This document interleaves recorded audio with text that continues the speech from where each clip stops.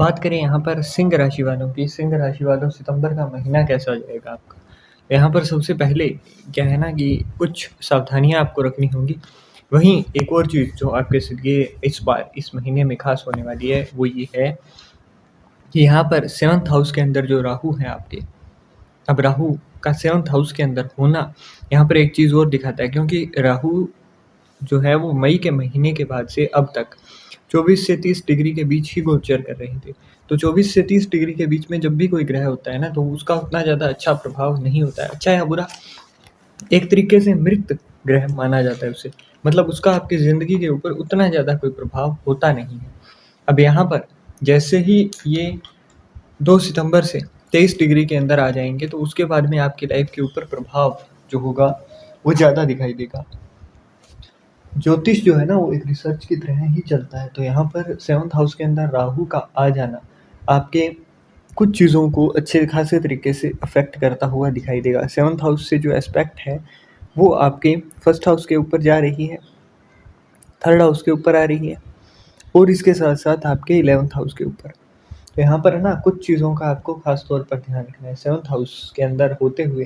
और यहाँ पर शनिदेव जो कि खुद बकरी हैं 27 नवंबर तक, तो यहाँ पर सितंबर का जो पूरा महीना है इसके अंदर मेंटली आप थोड़ा सा स्ट्रेस फील करोगे। मैरिड लाइफ की अगर आपकी बात करें तो यहाँ पर आप छोटी छोटी चीज़ों को लेकर या फिर अंडरस्टैंडिंग बेस्ड झगड़े जो हैं वो आपके स्पाउस के साथ आपके होते हुए दिखाई देंगे, आपकी पति पत्नी के साथ आपके झगड़े होते हुए यहाँ पर दिखाई देंगे। वहीं जो काम है ना आपके वो अटकते हुए दिखाई देंगे आपको, मतलब जहाँ भी आपने बहुत ज़्यादा एक्साइटमेंट से कदम रखा वहीं आपका काम अटकता हुआ दिखाई देगा। लव रिलेशंस के अंदर पार्टनरशिप जहाँ भी है वहाँ की अगर बात करें तो किसी भी तीसरे इंसान की वजह से, थर्ड पर्सन की वजह से आपको इन संबंधों के अंदर दरार आती हुई दिखाई देगी। मतलब वजह कोई और होगा और उसकी वजह से रिश्ते आपके खराब होते हुए आपको दिखाई देंगे। यहाँ पर सूर्य के ऊपर भी दृष्टि है, जो कि सूर्य यहाँ पर 17 सितंबर तक लग्न भाव के अंदर है। उसके बाद में सूर्य जो है वो कन्या राशि के अंदर आ जाएंगे। अब कन्या राशि के अंदर तो 17 सितंबर तक आएंगे, परंतु 17 सितंबर तक क्या है ना कि 2 सितंबर से लेकर 17 सितंबर के मध्य आपको कोई भी बड़ा डिसीजन यहाँ पर लेने से बचना है। कोई ऐसा डिसीजन जिससे आपकी लाइफ के ऊपर बहुत बड़ा इम्पैक्ट पड़ सके, उस डिसीजन से जहाँ तक हो सके थोड़ा बचिए। और यहाँ पर एक और चीज़, बुध और केतु की युति है। बुध और केतु की युति जो होती है ना वो मंगल बद खड़ा करती है। मंगल जो कि आपके 2nd हाउस के अंदर है, तो इस महीने के अंदर है ना आपने इन 25 दिनों के अंदर एक चीज़ देखी होगी कि आपका जो लाइफस्टाइल है उसके अंदर है ना कुछ चीज़ें बदल चुकी हैं। आप कहना कुछ चाहते हो, सामने वाला समझता कुछ और है। अगस्त के सारे महीने के अंदर आप ये चीज़ें गौर की होंगी आपने। आपने कुछ बोला तो वो सामने वाले को बुरा लगा, आपकी वाणी की वजह से क्लेश हो गया, आपकी फैमिली के अंदर प्रॉब्लम्स आ रही हैं, है ना? तो ये सारी जो चीज़ें हैं वो ये अभी जैसे ही यहाँ पर 15 सितंबर को बुध और केतु की युति जो ख़त्म होगी उसके बाद से शांत हो जाएगा ये चीज़ आपके लिए। यहाँ पर मंगल बद है ना, तब तक 15 सितंबर तक आपको खास तौर पर ध्यान देना है। सबसे बड़ी जो सावधानी है ना वो ये है कि आप नेगेटिव टॉक नहीं करोगे, जहाँ तक हो सके मौन रहना आपको है। आपको अंदर और बाहर से जितना ज़्यादा आप शांत हो जाओ उतना ही ज़्यादा आपके लिए अच्छा है, क्योंकि ये जो शांति होगी ना इसके बाद आप केतु जो होता है ना, केतु जिस भी हाउस के अंदर होता है वहाँ पर आपको अपनी दृष्टि रखनी होती है। अब केतु आपके 1st हाउस के अंदर है तो आपके कन्फ्यूजन्स बहुत ज़्यादा रहते हैं। आप सोचते हो कि यार ये करूँ या वो करूँ, है ना, सिंह राशि वालों। तो यहाँ पर ना इस चक्कर में क्या होता है कि आपकी चीज़ें जो होती हैं वो करने से आप बच जाते हो। वो चीज़ें जो कि आपकी लाइफ के ऊपर बहुत अच्छा इम्पैक्ट डाल सकती थी, आप कर नहीं पाते हो। इसका उपाय सिर्फ़ और सिर्फ़ एक ही है। जहाँ तक हो सके आपको डायलेमा से बचने के लिए ना या तो आप मेडिटेशन करो, अगर वो नहीं हो पाता है आपसे तो खुद के ऊपर ध्यान दो। शाम को थोड़ी देर बैठो, अपने आँखें चाहे खुली रखो, पर जो भी आपके थॉट्स आ रहे हैं ना आप उस चीज़ के ऊपर ऑब्ज़र्व करो। फ़ोरहेड के ऊपर ना आप हल्दी या केसर का तिलक अगर लगा सको तो वो बहुत अच्छा रहेगा। वहीं जो चीज़ें हैं ना वो आपके कंट्रोल में आती हुई आपको दिखाई देंगी। यहाँ पर आपकी ज़ुबान के ऊपर आपका थोड़ा कंट्रोल होना चाहिए, मतलब उतना ही बोलना है और जो भी बोलना है वो पॉज़िटिव बोलना है। ये नहीं कि आप नेगेटिव ही टॉक्स किए जा रहे हो कि शनि मेरी तो कुंडली में कहाँ बैठ गया मुझे नहीं पता, राहु पता नहीं क्या खराब कर रहा है। ये चीज़ें नहीं करनी है आपको, है ना? थोड़ा-सा अपने ऊपर कंट्रोल करिए, क्योंकि यहाँ पर केतु जो है वो एक तरीके से अगर आप देखोगे ना, तो यहाँ पर जुपिटर जो है वो आपके लिए एक तरीके से वरदान लेकर आ रही हैं। तो अब देवगुरु बृहस्पति ने जहाँ अपना नक्षत्र परिवर्तन किया है, वहीं अब राहु भी उजागर होते हुए दिखाई दे रहे हैं। तो अब से क्या होगा कि आपके लिए कुछ चीज़ें अच्छी हैं, परंतु अपनी गलतियों से आपको उन चीज़ों को बुरा नहीं बना देना है। वहीं 15 सितंबर से ना शुक्र जो है वो सिंह राशि के अंदर, मतलब अब लगन भाव में आ रही हैं। अब शुक्र सामने होंगे और राहु और शनि इनके बिल्कुल 7th हाउस के अंदर। 7th हाउस जो है ना वो लाल किताब के अकॉर्डिंग देवगुरु बृहस्पति का पक्का घर है। यहाँ पर चाह कर भी राहु और शनि, अगर आपके देवगुरु बृहस्पति अच्छे हैं तो वहाँ पर आपको दिक्कतें नहीं देगा। 7th हाउस के अंदर हम मंदिर से भी जोड़ते हैं। अब मंदिर के अंदर चाहे कितना भी बड़ा कोई पापी आ जाए, वो उतना ज़्यादा नहीं कर पाता है। जब सामने देव बैठे हों तो नहीं कर पाएगा। ये नहीं कह रहा हूँ कि आजकल मंदिरों में भी चोरी होने लग गई है, परंतु फिर भी ना थोड़ा कंट्रोल में होता है। अब यहाँ पर बैठे हैं तो आपको रिलीजियस प्लेस पर अगर आप विजिट कर पाओ तो अच्छा है, क्योंकि देवगुरु बृहस्पति है ना आपके 11th हाउस के अंदर है। तो अगर आपकी इनकम अच्छी नहीं है, आपको आपके मतलब प्रमोशन नहीं मिल रहा है, आपकी कोई पुरानी जो संपत्ति है उसके ऊपर कोई विवाद चल रहा हो, तो इन चीज़ों के अंदर अगर आपको चाहिए कि आपको थोड़ी शांति मिले, पढ़ाई के मामले में, लव रिलेशंस के मामले में, क्योंकि यहाँ से 7th एस्पेक्ट जो है वो 5th हाउस के ऊपर है। लव रिलेशंस भी यहीं से ही ठीक हो सकते हैं, है ना? और 9th एस्पेक्ट राहु और शनि दोनों के ऊपर है। तो यहाँ से ना आप कई सारी चीज़ें अपनी बदल सकते हो। अब वो बदलोगे कैसे? सबसे बड़ी बात यही है। यहाँ से अगर हम देखें तो 5th एस्पेक्ट जो है वो मंगल, जो भी 14 सितंबर से तुला राशि के अंदर आएगा ना, तो मंगल के ऊपर भी है। तो हर तरीके से देवगुरु बृहस्पति ही सारी चीज़ों को संभाल सकते हैं आपके लिए। अब करना क्या-क्या है? एक तो अपने से बड़े बुजुर्ग जो भी हैं उनका सम्मान करना है, उनके साथ कुछ भी अभद्र भाषा का प्रयोग नहीं करना है, अभद्र व्यवहार नहीं करना है, अपने गुरुजनों का सम्मान करना है। अगर आप उससे हो सके तो अपनी इनकम का कोई भी एक परसेंटेज आप डिसाइड कर सकते हो। वैसे तो ग्रंथों की माने, हमारे शास्त्रों की माने तो दशांश भाग जो होता है हमारी इनकम का, है ना? वो हमें दान करना चाहिए। और ये सिर्फ हमारे हिंदू धर्म में ही नहीं है, आप कहीं भी जाइए, किसी भी धर्म में जाइए, किसी भी ग्रंथ को उठा लीजिए धार्मिक को, आपको मिलेगा कि दान का कितना महत्व है।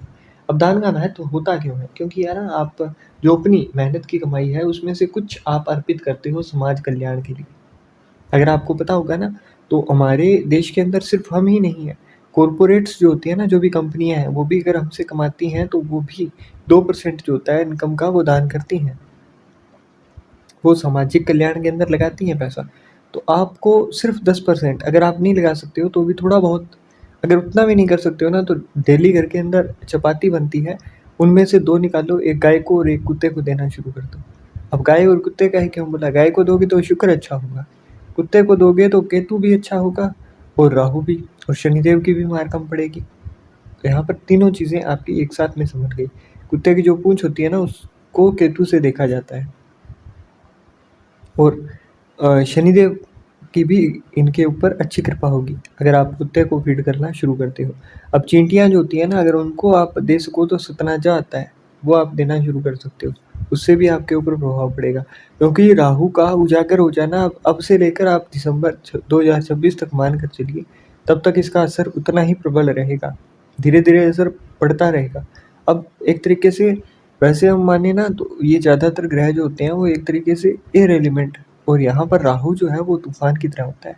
राहु में वो दम होता है कि आपको एकदम से ऊपर से नीचे कैसे गिरा दे ये जानता है, ये आपके मन के अंदर ही ना वो थॉट्स देगा।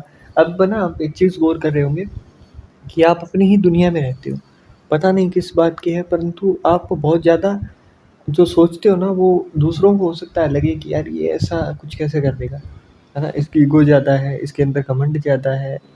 तो वो चीज़, क्योंकि आप सेल्फ रिस्पेक्ट का सोचते हो तो ये चीज़ें दूसरों को लगती हैं, परंतु यहाँ पर राहु ही वो है जो कि आपको, हालांकि राहु की सूर्य देव से अच्छी नहीं बनती है, और जब अच्छी नहीं बनती है ना तभी वो दिक्कत देता है। यहाँ पर जितना आप राहु को कंट्रोल कर पाएँ उतना ज़्यादा अच्छा है। 11th के हाउस के अंदर है तो घर के अंदर अगर आपसे लगवा सकें आप, तो अपनी जो भी घर के अंदर टैंकी है ना, अगर है आपके लग्न भाव के अंदर भी 11th हाउस के अंदर है, तो आपको ये काम करना चाहिए। मकान के अंदर ज़मीन से जो पानी निकले वैसा कोई हैंडपंप आपको लगाना चाहिए, वो आपको फ़ायदेमंद रहेगा। अब क्यों रहेगा? क्योंकि यहाँ पर शनि के मकान में देवगुरु बृहस्पति का वास होता है। अब यहाँ पर जैसे ही होता है ना, तो घर के अंदर जब आप इसको चंद्रमा का भी सपोर्ट दे देते हो, तो फ्लो ऑफ मनी आपका कभी गड़बड़ाएगा नहीं। इसके लिए आपको लग्न कुंडली देखनी होती है, तो वहाँ से आप ये उपाय करिए।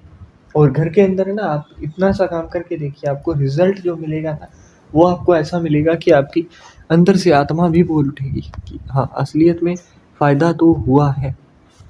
आगे अगर बात करें तो यहाँ पर सूर्यदेव जो कि 17 सितंबर से कन्या राशि के अंदर गोचर करेंगे, मतलब द्वितीय भाव में। अब लग्न भाव का स्वामी द्वितीय भाव में आ जाए तो यहाँ पर वाणी के अंदर एक अच्छा आपको कॉन्फिडेंस दिखाई देगा, क्योंकि राहु का असर नहीं है अब यहाँ पर। तो यहाँ पर वाणी के अंदर एक अच्छा कॉन्फिडेंस, धन के अलग अलग स्रोत खुलेंगे और आपके लिए रास्ते भी बनते हुए दिखाई देंगे। फैमिली के अंदर कोई इजाफा होता हुआ दिखाई देगा, परंतु यहाँ पर एक चीज़ का ध्यान रखना है, फायर एलिमेंट है और भोजन के साथ मिल चुका है, तो यहाँ पर है ना, खान पान का थोड़ा ध्यान रखना होगा आपको, क्योंकि स्टमक रिलेटेड इश्यूज हो सकते हैं। बाहर का खाना खाने से बचना है। स्टमक और स्टमक के नीचे अगर कोई भी दिक्कत होती है तो जल्दी से जाकर आपको उस चीज़ का चेकअप करवाना है ना। इस चीज़ को लापरवाही में नहीं जाने देना है। वहीं जो बुध है वो भी कन्या राशि के अंदर आएंगे, मतलब यहाँ पर भी सूर्य और बुध एक साथ होंगे।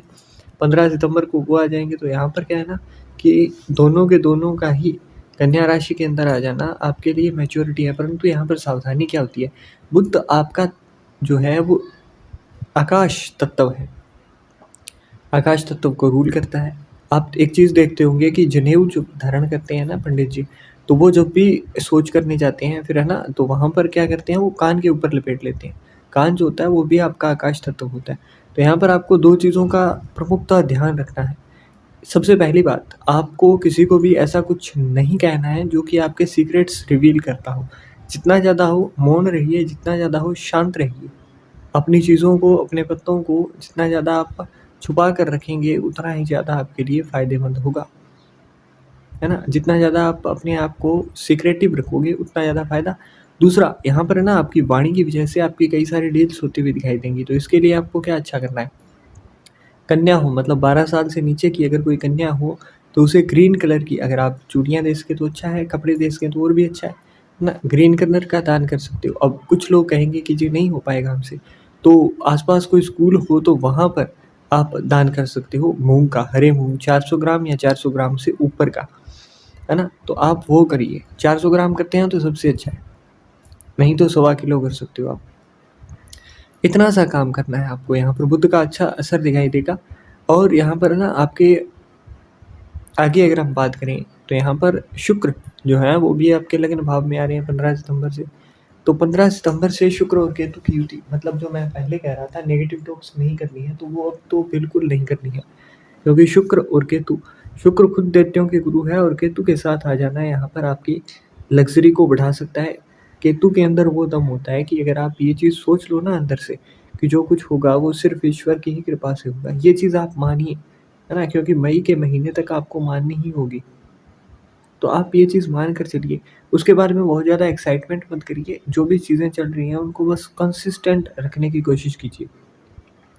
जैसे कि सूर्य हर रोज़, है ना, मतलब उदय होते हैं, हर रोज़ वही तरीका अपनाते हैं ना, तो वैसे ही अपनी चीज़ों के अंदर पंक्चुअलिटी लाइए, समय को अच्छे से चलाइए और ये चीज़ें करते जाइए, आपको अच्छा फ़ायदा मिलेगा। अगला यहाँ पर है ना, आपको जब शुक्र आपके लग्न भाव में हो तो आपको एक चीज़ अच्छी करनी है, क्या कि आप जब नहाते हैं तो उसके अंदर अगर आपके आसपास फूल हो, गुलाब के फूल हैं तो वो पंखुड़ियाँ डाल दीजिए। वो नहीं है तो आप कोई थोड़ा-सा इत्र डालकर नहा सकते हैं, तो उससे नहाना शुरू कीजिए। अब उससे नहाओगे ना तो आपके लिए जैसे राजा नहाता है उस तरीके से, मतलब तो वहाँ पर क्या होगा कि आपके शुक्र का अच्छा प्रभाव मिलेगा, आपके काम होते हुए दिखाई देंगे। बस एक्साइटमेंट से बचना है, आपको बहुत लंबा प्लानिंग नहीं करना है कि हाँ, मैं ये कर दूँगा, वो कर दूँगा। एक चीज़ और, यहाँ पर है ना, केतु का सर नहीं होता है, फ़ोरहेड नहीं होता है, तो सोचने का काम उससे नहीं होगा। सोचने का काम नहीं होगा, परंतु इंट्यूशन इसको आएगी, है ना। वो चीज़ें जो कि दुनिया नहीं सोच पाती है, आप सोच पाते हो। इसीलिए मैंने कहा कि मौन रहना है, क्योंकि आपको आइडियाज़ बहुत सारे देगा ये, आउट ऑफ द बॉक्स जाकर जो लोग कुछ करते हैं उनके ऊपर केतु का ही असर होता है। तो यहाँ पर ना आपको out of the box ideas मिलेंगे, तो उन चीज़ों का आपको अच्छे से यूज़ करना आना चाहिए, वरना ये मौके भी आप गँवा दोगे। तो जो चीज़ें मैंने बताई हैं उनका ध्यान रखना है, जो भी सावधानियाँ बताई हैं उनका प्रमुखतः ध्यान रखना आपके लिए फ़ायदेमंद होगा। तो सिंह राशि वालों के लिए ये कार्यक्रम यहीं हम अपनी वाणी को विराम देते हुए समाप्त